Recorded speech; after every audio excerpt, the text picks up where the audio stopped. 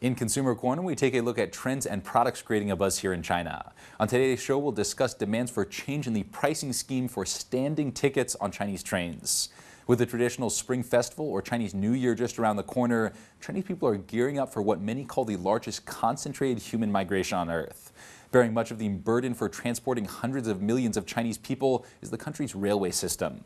Mention China's railways to most Westerners, and their first thought will be new-age bullet trains zipping across the country.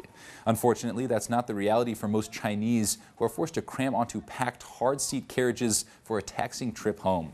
The nervous anticipation of that trip has many Chinese people talking about overcrowded trains and ticket prices. One plea for changes to standing room ticket prices has gone viral on Weibo.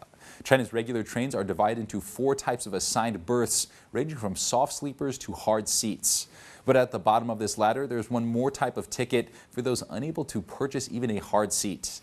This is the Zhanpiao, a standing room ticket that entitles its holder to any bit of floor space they can find in the hard seat cabins.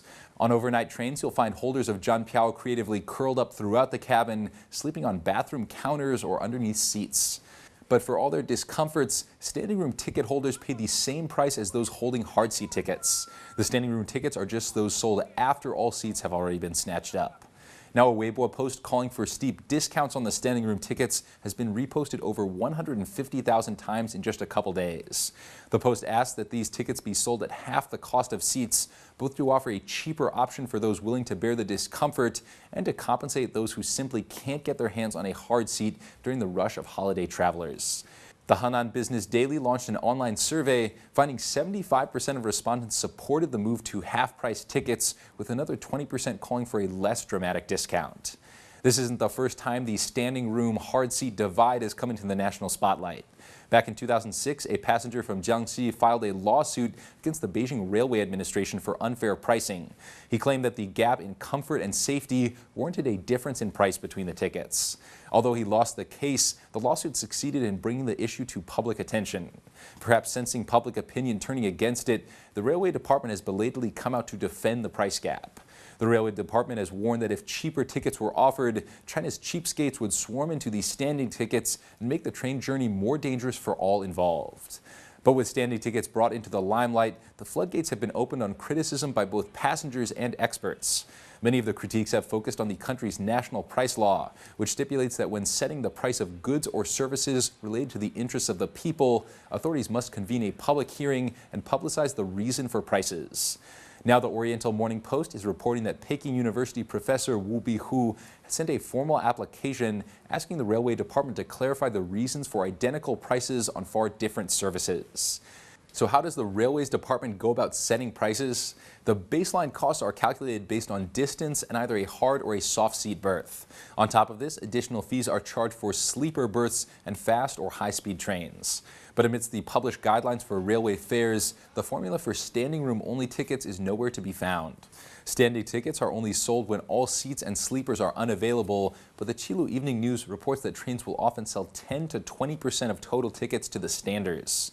Professor Wu of Peking University, who specializes in railway transportation, told the Oriental Morning Post that many standing tickets go to low-income and migrant workers. These riders often lack the internet access or the flexible time off that's needed to get one's hands on hard seats during the madness of Spring Festival ticket purchases. As a result, they often spend their trip home slumped against doorways or sleeping in aisles. As the debate over ticket prices gains momentum online, many netizens have seconded the appeal for half-price tickets. Fundo Mr. Bean wrote, "On the train ride home, please be patient with the migrant workers crowded in the aisles. Most of them don't know how to buy tickets online or through a hotline, and the tickets which they fight so hard to get cost just as much as hard seat tickets. Many people would support those tickets being offered at half price if it really benefits those struggling to scratch out a living. Otherwise, how could the current model of same price, different service ever deserve to be seen as the people's railway?" Others supported the price cuts but said half-price tickets remain unreasonable. Xin Xin Ceng wrote, "Why are there clear differences in price for soft and hard sleepers, soft and hard seats, but no discounts for the standing room-only tickets? Half price? Quit dreaming. The Railway Department exhausted itself just giving the 50-cent decrease this year. How long will it take for the department to make any actual improvements?" A netizen raised another issue close to the hearts of low and middle income travelers. They wrote, I won't go about suggesting half-price tickets for standing. If we're thinking of migrant workers, more regular trains need to be put in operation. We shouldn't go about expanding luxury high-speed rail services while slashing conventional ones. Finally, a netizen supported the proposal and called for a reply from the Ministry of Railways. Poster Xin Shiji the Hongling Jin wrote, "Given that these sleepers and seats have different prices, standing room-only tickets should be cheaper than seats because of the poorer services.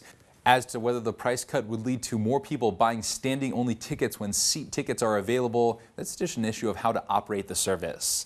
The railway department could make arrangements for when to sell such tickets or how many extra tickets to offer. We're not asking the department to set our mind at ease, but at the very least we'd like a decent reply."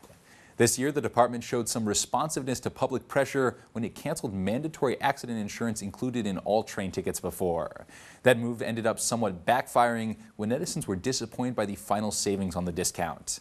We'll see if the notoriously opaque and corrupt Railways Department takes a second stab at good publicity with any changes to China's standing ticket prices.